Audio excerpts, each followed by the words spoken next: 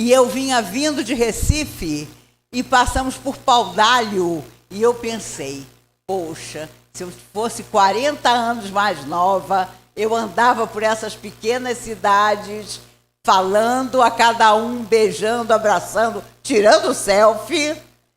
A pessoa às vezes me diz, olha como você ficou bem, porque a pessoa é caridosa, né? Olha como você ficou bem. Eu digo, olha, meu filho, eu nunca tive celular.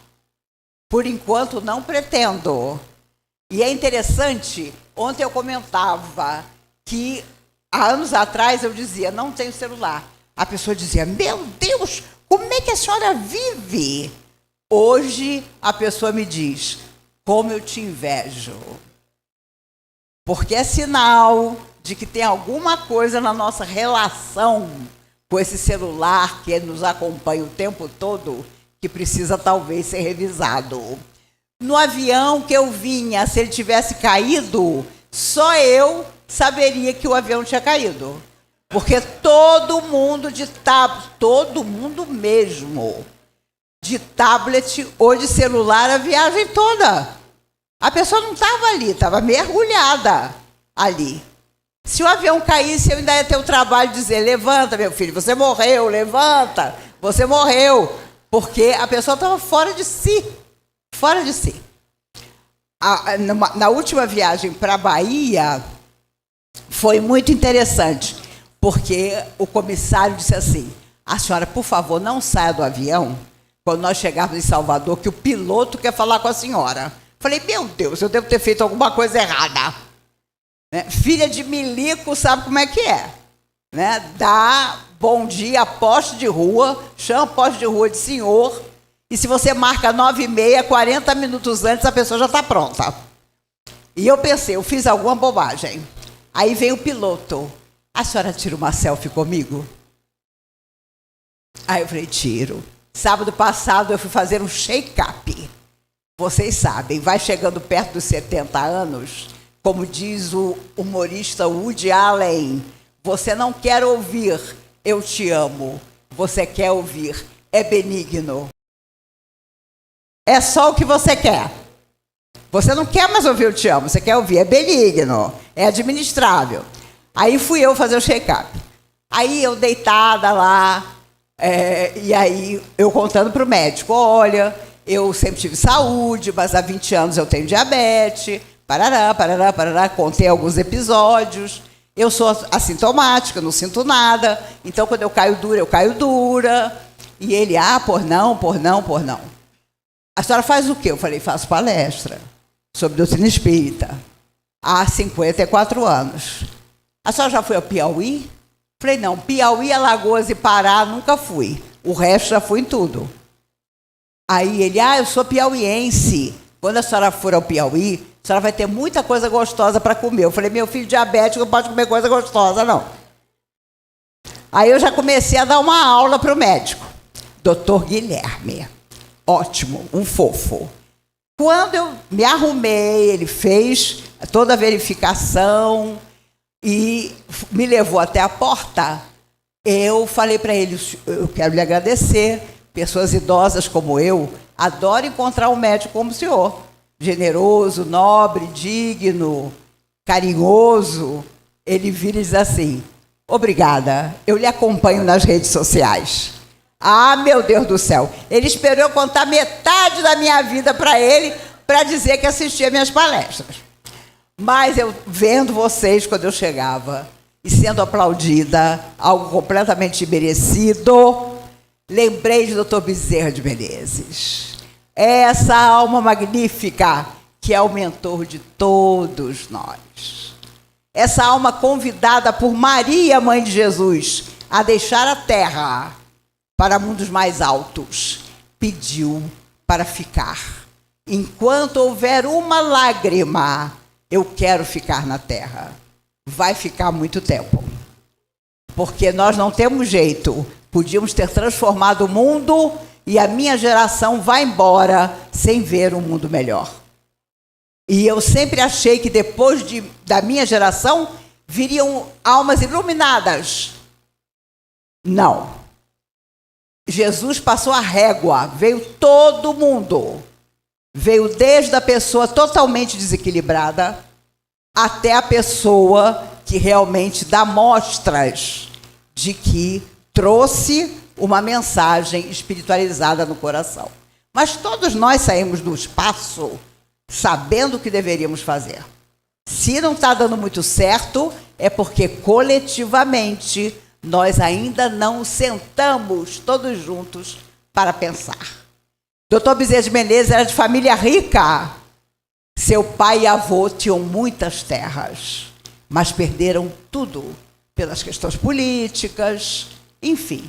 Ele vai estudar medicina no Rio e chega um momento em que ele precisou dar aulas particulares para pagar a faculdade.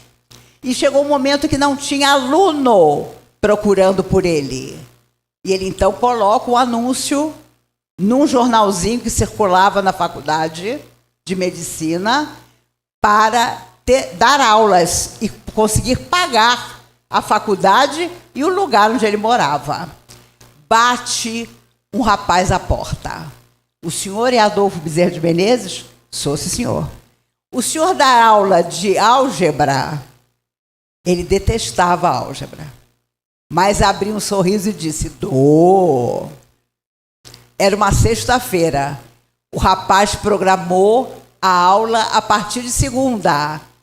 E ele pensou: eu vou ter sábado e domingo para me matar de estudar álgebra, para poder dar aula para esse rapaz. O rapaz pega o envelope e diz: eu quero lhe pagar alguns meses adiantado da aula que o senhor vai me dar. Era um dinheiro excelente. Dr. Bezerra precisava muito. E Dr. Bezerra aceitou. Então, segunda-feira, tal hora, o senhor vem. E ele nunca estudou tanta álgebra como naquele final de semana. Nem preciso dizer a vocês que o rapaz nunca apareceu. E ele nunca ficou sabendo, ou ficou sabendo e não contou para ninguém, que aquele rapaz, com certeza, não pertencia à terra. Com certeza, materializou-se, inclusive, o dinheiro, e a gente nunca vai saber como, para que Dr. Bezerra tivesse a tranquilidade, por alguns meses, de estudar e se tornar o médico extraordinário que ele foi. Inclusive, se eu o encontrar no mundo espiritual um dia, eu vou perguntar para ele: como o senhor, um cirurgião magnífico, morreu na miséria? Morreu na pobreza absoluta. Deixou 9 filhos e uma viúva. Quando ele morreu, a Federação Espírita Brasileira teve que fazer uma vaquinha para ajudar a família. Hoje ele não conseguiria isso, ele morreu em 1900. Mas é impressionante. Eu já teria me divorciado dele há muito tempo. Um dia não tinha nada para comer. E a esposa disse: não temos nada para comer. Nem você, nem eu, nem as crianças. Ele a abraçou e disse: então, minha filha, vamos viver de brisa amorosa. Ali era o divórcio. O quê? Brisa amorosa? De jeito nenhum. Mas no mesmo dia, para um caminhão lotado de comida, um empresário, anonimamente, que havia sido atendido gratuitamente por ele, mandou um caminhão de comida para ele. Se nós formos espíritas de verdade, saberemos que na hora mais difícil da nossa vida, a solução aparece. Às vezes, não a que nós pretendemos, aquela que tem que ser, para o nosso aprendizado. Ontem eu lembrava com as amigas sobre o AVC, que há 12 anos atrás, Raul Teixeira, esse fofo absoluto da palavra, teve dentro de um avião, indo para Nova York. Eu perguntei a ele: Raul, o que você sentiu na hora? Ele falou: uma explosão na cabeça. E aí apareceu Camilo, seu mentor. Gente, você tem um troço na cabeça. Aparece seu mentor, você pensa o quê? Estou indo embora. Camilo apareceu, ficou mudo. Não falou nada, sumiu. E ele perguntou: Camilo, você veio me buscar? Ele já estava sem poder falar, embaixo da coberta, dentro do avião. A aeromoça pensando que ele estava dormindo. A boca dele veio parar na orelha. Tão violento foi o AVC. Mas aí aparece Dr. Bezerra e a mãe dele, que morreu aos 63 anos de um AVC fulminante. E ele estava com 63 anos. Aí ele perguntou: Dr. Bezerra, o senhor veio me buscar? E Dr. Bezerra disse: ainda não, meu filho. Mas vai começar para você um grande teste de paciência. E quando todo mundo saiu do avião e ele não se mexia, quando foram olhar, ele estava totalmente paralisado e inconsciente.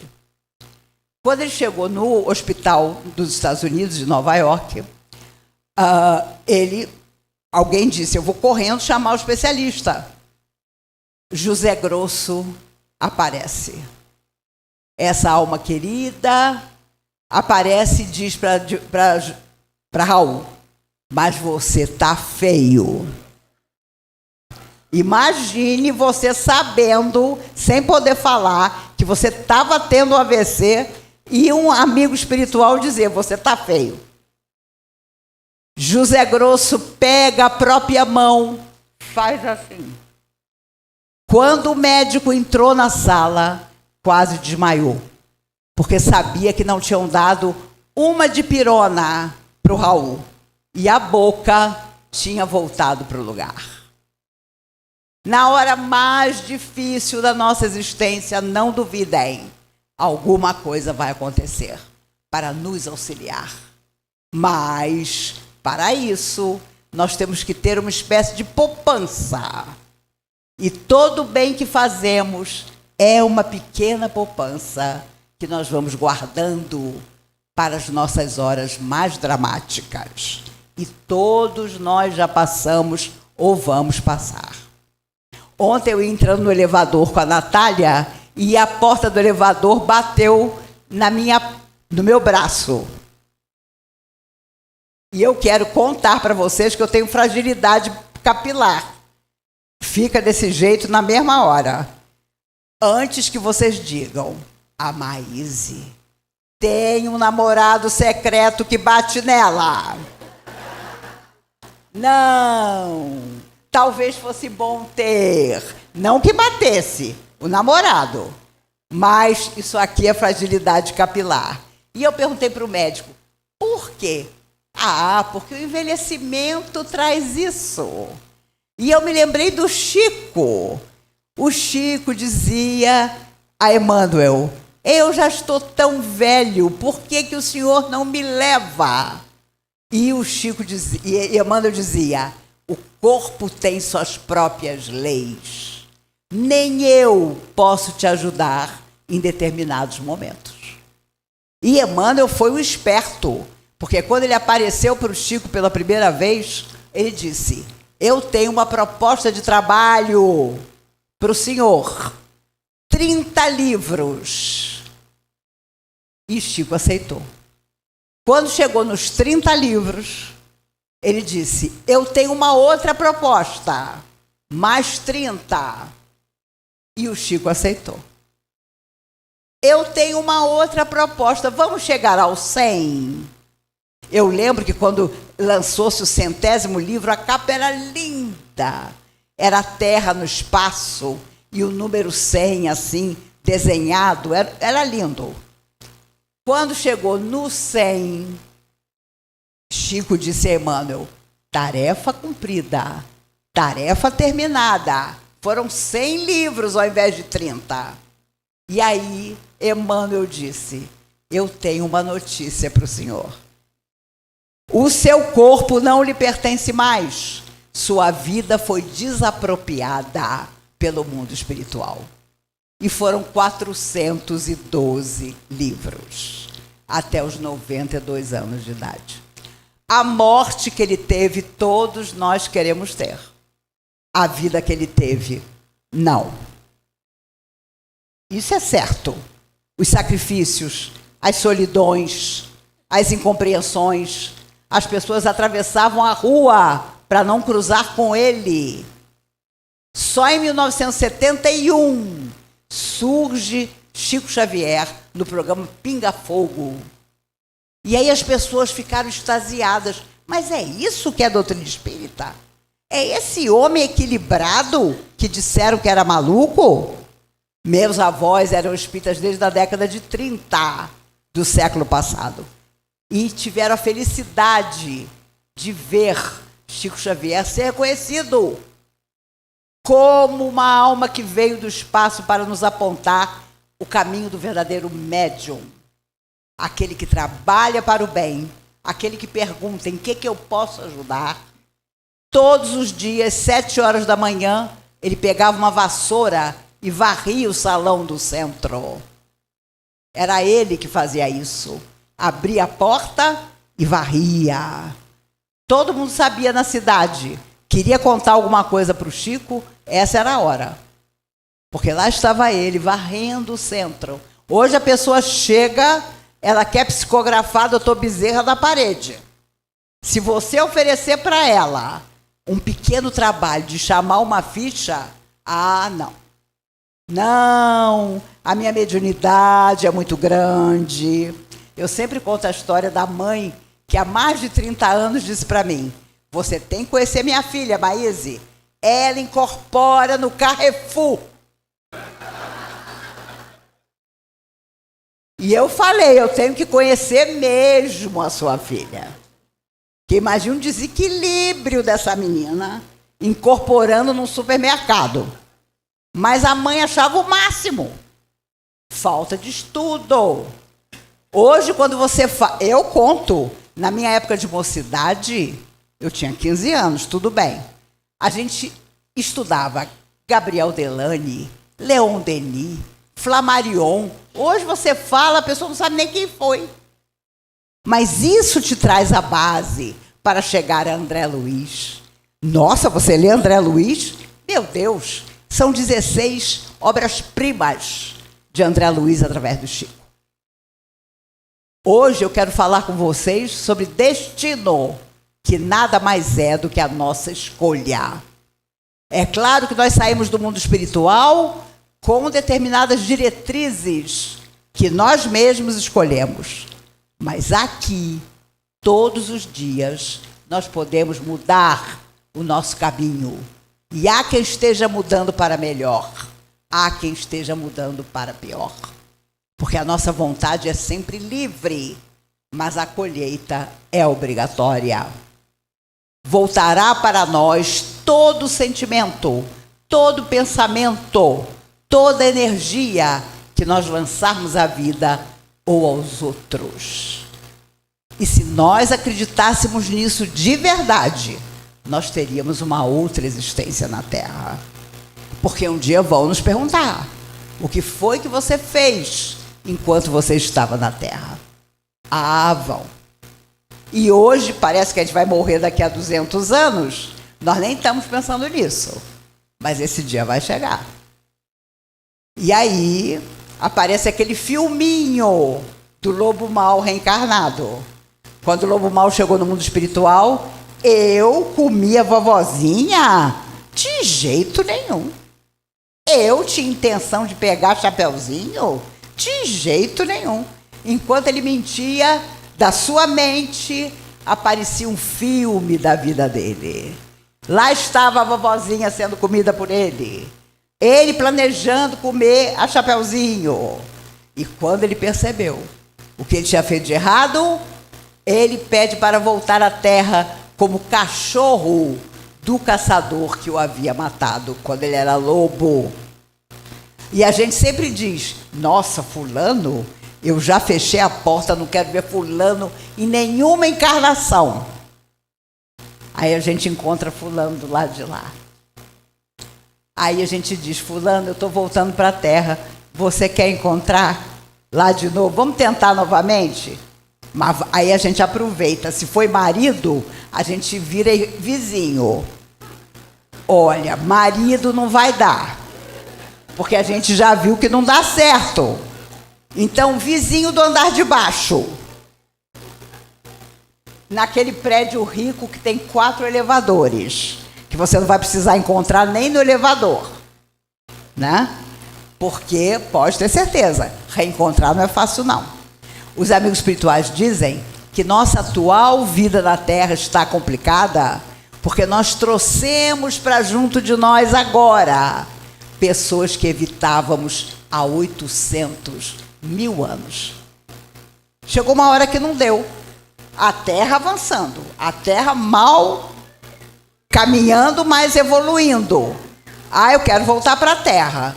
Mas então, vamos fazer uma reunião aqui, porque você vai ter que encontrar certas pessoas. Então é aquela mãe que nunca foi afetiva, é aquele pai que foi indiferente, é aquele irmão que nos inveja até o final da alma.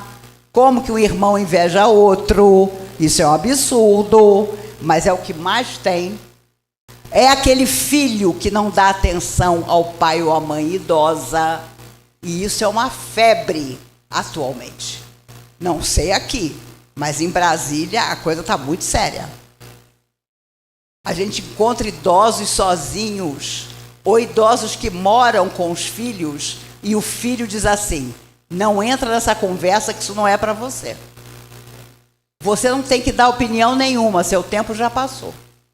O que o filho quer é que o pai ou a mãe sente na frente da televisão, assistindo qualquer programa, com um saco de pipoca na mão, calado. E tem sempre aquela tia que no Natal a família escolhe quem é que vai sentar perto da tia. Quem é que vai fazer o prato dela? Porque ela virou uma inconveniência, porque ela já tem 90. E não duvidem, a minha mãe está com 89 anos, tem mais saúde do que eu.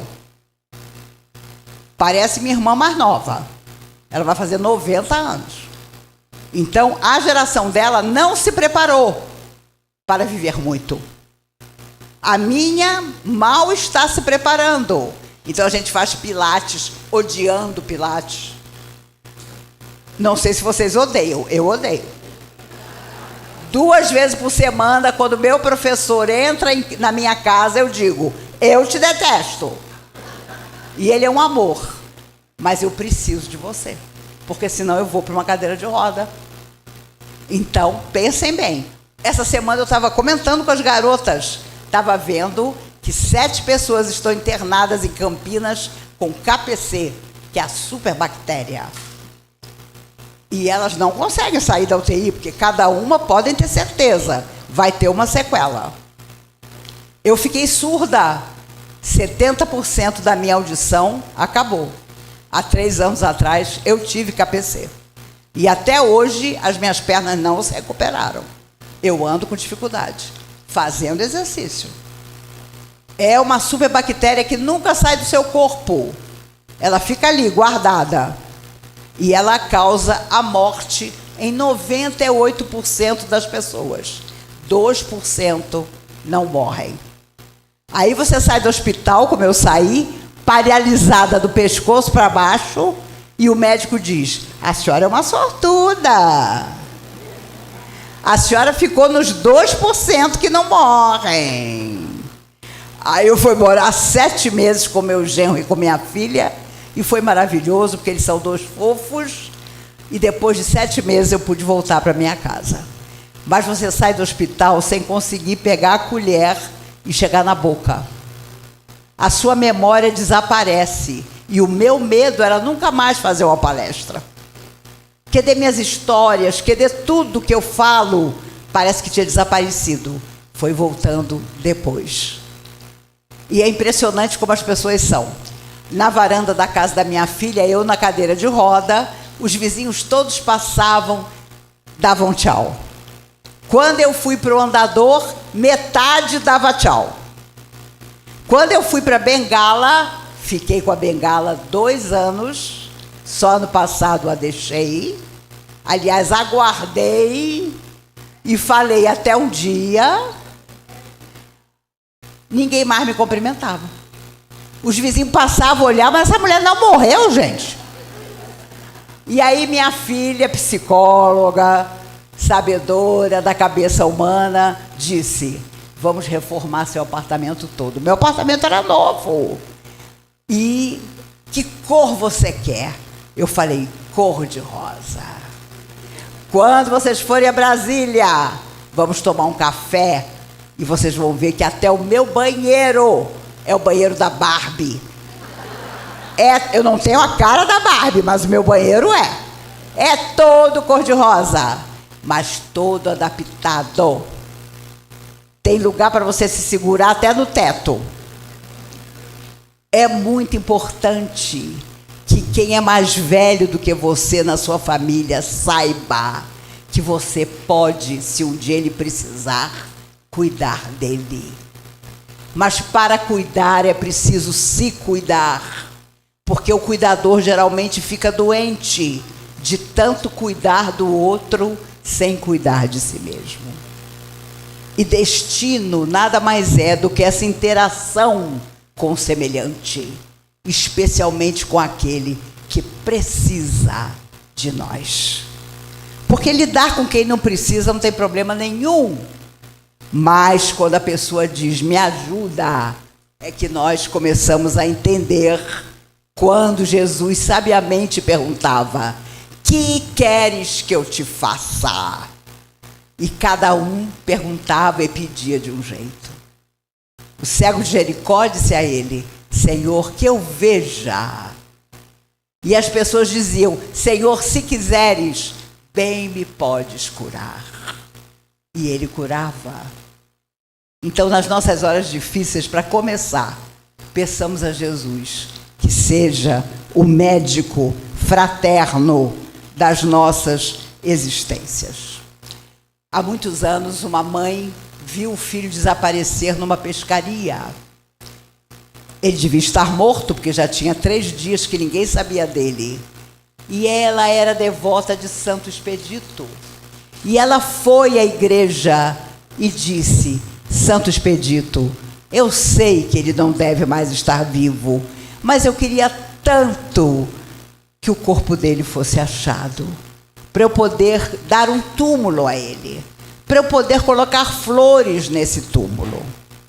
E 4 dias depois, um outro pescador passeava por ali e, de repente, resolveu fazer uma curva para ver se havia peixes do outro lado e viu o corpo do rapaz.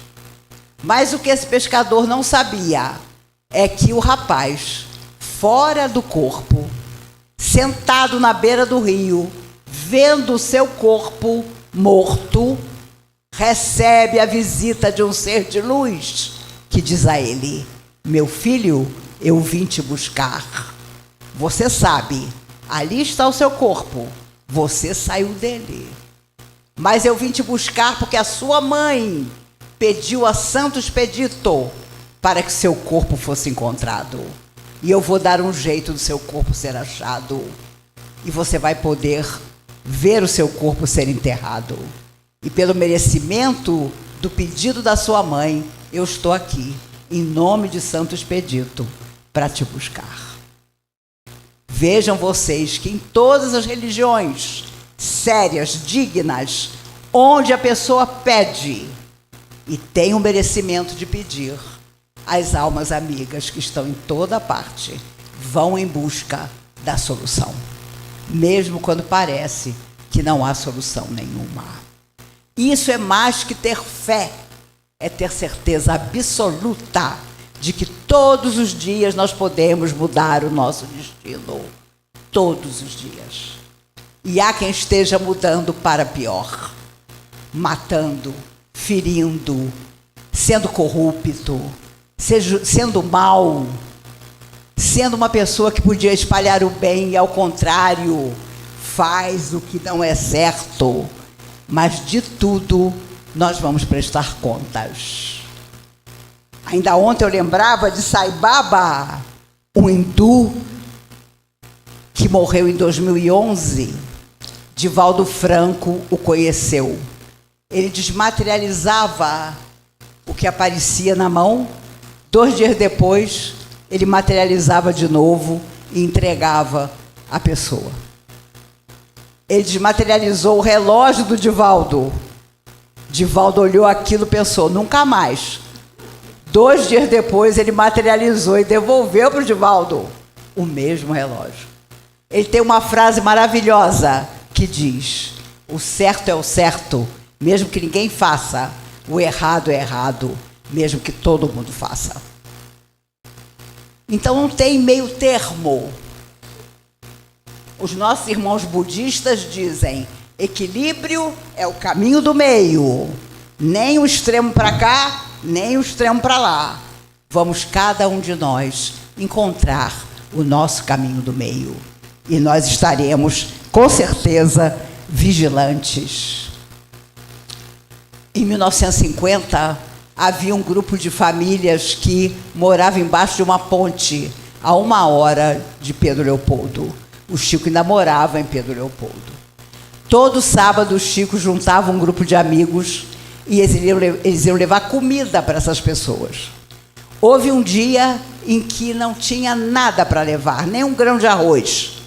Os sobrinhos do Chico moravam com ele nessa época, porque seu irmão havia morrido, sua cunhada enlouqueceu, ficou anos num sanatório e ele ficou com os sobrinhos. Os sobrinhos davam trabalho para o Chico. Um dia um deles disse, tio Chico, você é um velho. Em que mundo você vive? Em que tempo você vive? E Chico respondeu tranquilo. Eu, meu filho, vivo num tempo que não passa nunca, o da consciência tranquila. E continuou sendo o tio que fazia observações para que os meninos tivessem juízo. Hoje eu tenho amigas que têm filhos de 5 anos que ofendem o pai e a mãe de uma forma impressionante. Eu contava anteontem em Recife, uma mãe veio puxando o filho de 8 anos pelo braço. O menino com aquele olhar de capiroto, mistura de capeta com garoto. E ela orgulhosa, Maíse, esse aqui é meu filho. Você tem que conhecer meu filho. Ele é um ser de luz. Ele veio do espaço, iluminado. Já foi expulso de 3 escolas. As escolas não estão preparadas para compreender um ser de luz.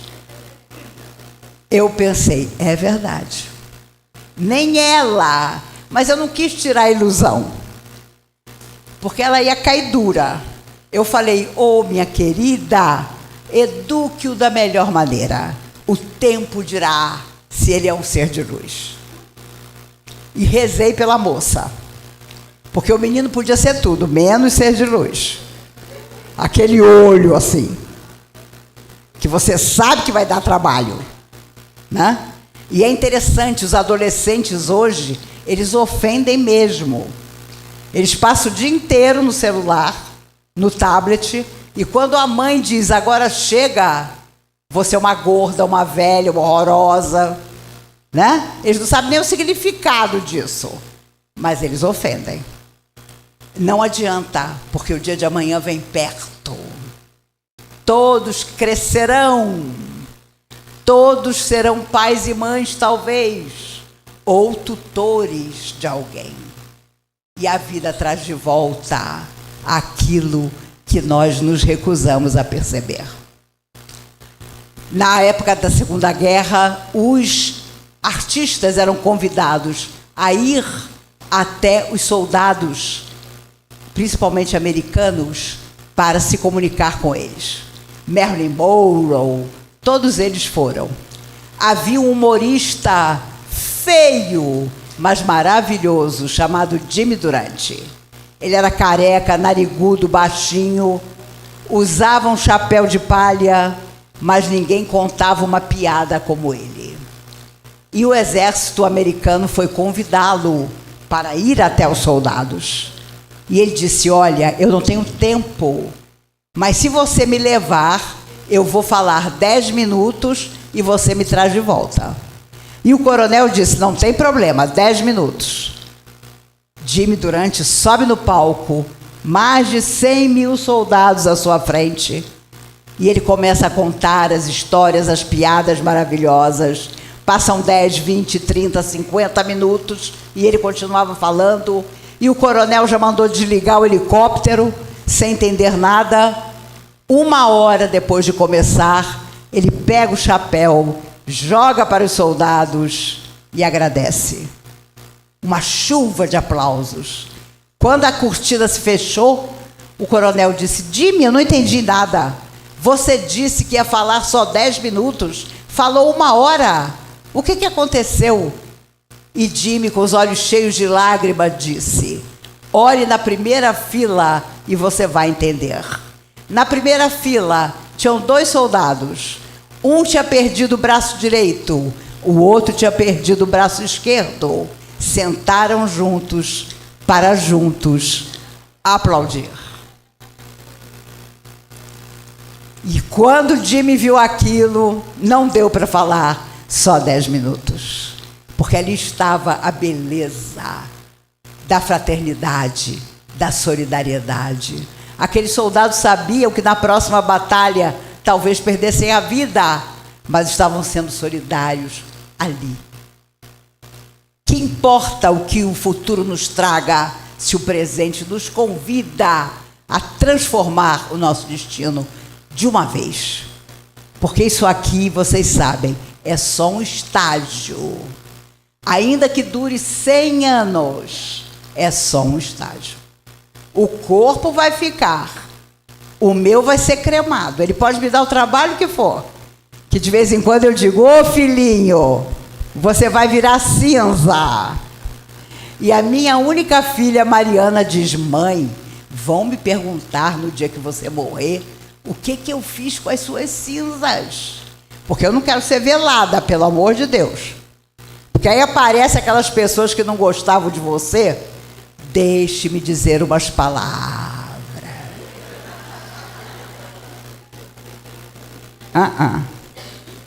De jeito nenhum. Meu pai era o meu melhor amigo, morreu há 25 anos. E eu fiz a prece do velório dele. Ele foi um general de exército. Então, meu receio era aparecer até o ministro para fazer discurso. E eu já disse à minha filha: quando te perguntarem, você diz: eu fiz o que a minha mãe pediu.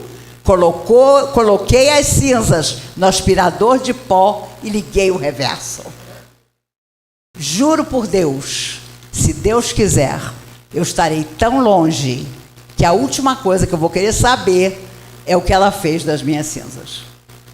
E eu espero que vocês pensem também assim. Sabe? A gente não pode olhar para trás. Tudo isso aqui vai ficar. As coisas materiais, ou a pobreza, as nossas necessidades ou a nossa fartura. O próprio corpo vai ficar. Mas nós vamos seguir. E vamos encontrar a continuidade do nosso destino. E é aqui que nós estamos organizando a nossa vinda. Eu sempre digo que quando eu morrer, eu vou ficar 800 anos embaixo de uma mangueira. E as pessoas vão passar para reencarnar. E eu vou dizer: vão com Deus. A terra é ótima. E eu lá, debaixo da mangueira. Uma querida amiga me deu em Goiânia, no carnaval, no encontro espírita, uma agenda com inteligência artificial. Ela conseguiu, na capa da agenda, me colocar sentada num banco embaixo de uma mangueira.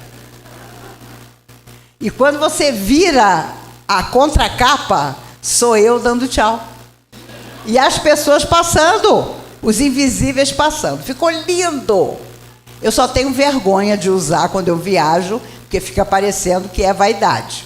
Mas a capa ficou espetacular. Aí os amigos mais antigos dizem assim: não, você não vai aguentar, você vai querer fazer uma palestra. Eu falei: depois de falar, se eu morresse hoje, 54 anos seguidos, a última coisa que eu vou querer é fazer palestra. Mas aí eu fiquei pensando, com certeza alguém vai dizer: poxa, mas levanta da mangueira, faz alguma coisa. Aí eu vou fazer uma palestra no abismo. Aí vocês olham para mim e pensam, que mulher generosa. Ela vai ao abismo fazer palestra. Eu sou uma naja que se faz de fofa. Eu vou para o abismo porque eu vou encontrar várias pessoas deitadinhas na maca. E eu vou dizer, fulano, você aqui? Que surpresa, fulano. Eu não pensei que eu ia te encontrar no abismo. Eu já sabia. Mas eu finjo que não. Meus amigos, a única intenção que eu tenho quando converso com vocês é que nós não tenhamos nunca um abismo dentro da nossa alma. Que seja o que for que a vida nos traga, nós possamos iluminar o caminho nosso e dos outros. Eu não falo nada de doutrina espírita com a minha mãe, porque ela já tem 80 anos. Mas você está preparando sua mãe nos bate-papos para ela chegar do lado de lá com conhecimento mínimo do que se passou com ela. E não duvidem, isso é muito importante, é muito necessário. Porque nós não vamos chegar do lado de lá, vai ter corneta tocando, parabéns, você voltou! Vai ser algo natural. Alguém virá nos buscar e dizer, chegou a hora. Para os outros, a tarefa vai continuar. Para você, está encerrada. Então, os nossos protetores nos levam e nós recomeçamos em outra parte. Tenhamos a certeza disso. Morte é vida. Sairemos da morte quantas vezes forem necessárias. Da vida nós jamais vamos sair. Fomos criados para a beleza e para a eternidade que está nos aguardando e que nós vamos alcançar. Na Segunda Guerra houve um grande general americano chamado Douglas MacArthur. Ele tinha 2 metros de altura. Era um homem impressionante, amado pelos seus soldados. Foi um herói de guerra. Quando ele foi expulso pelos japoneses em 1942, derrotado, ele entrou no pequeno avião, virou-se, tinha um monte de japonês na frente dele, e ele disse categórico, eu voltarei. E voltou 2 anos depois para vencer a guerra. Ele tinha uma primeira namorada que foi o amor da sua vida. Naquela época era assim. A pessoa se apaixonava pela vida inteira. Não sei o que foi que aconteceu depois, que alguma coisa deu errado. Mas ele conheceu aos 18 anos uma menina de 14 num baile do exército. Naquela época, para você tirar uma menina para dançar, você tinha que pedir autorização para o pai dela. E uma vez autorizado, ele tirou-a para dançar. Uma linda menina. Quando ele começou a dançar com ela, ele viu que em cima das mesas da festa tinha um copinho de amendoim. Isso aqui é dica para os homens que estão querendo conquistar alguém. Ele pegou o copinho de amendoim, pegou a mãozinha dela, colocou os amendoins na mão dela e disse, como eu queria que fossem diamantes. Imagina uma menina de 14 anos escutando uma coisa dessa. Ela se apaixonou por ele completamente. E eles se casaram. E foi um amor da vida inteira. Quando ele voltou da guerra, ele ainda participou de outra guerra, a Guerra da Coreia. E depois, enfim, aposentou-se com o mais alto generalato que existia no exército americano.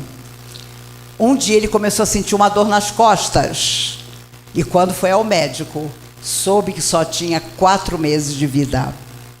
Era um câncer de medula que não tinha cura na época e nem tratamento. Ele voltou para casa, colocou um disco na vitrola. Que saudade dos discos, né? Nossa Senhora! tirou a esposa para dançar. Ela, surpresa, foram dançar pela sala. No meio da dança, ele colocou na mão dela um colar de diamantes magnífico. E ela, surpresa, ao receber aquilo, ele, com os olhos cheios de lágrima, disse a ela: eu daria tudo para que fossem novamente amendoins. Meus amigos, seja um diamante ou amendoins que o destino nos traga, sejamos simplesmente felizes. Mas não nos esqueçamos, façamos os outros felizes.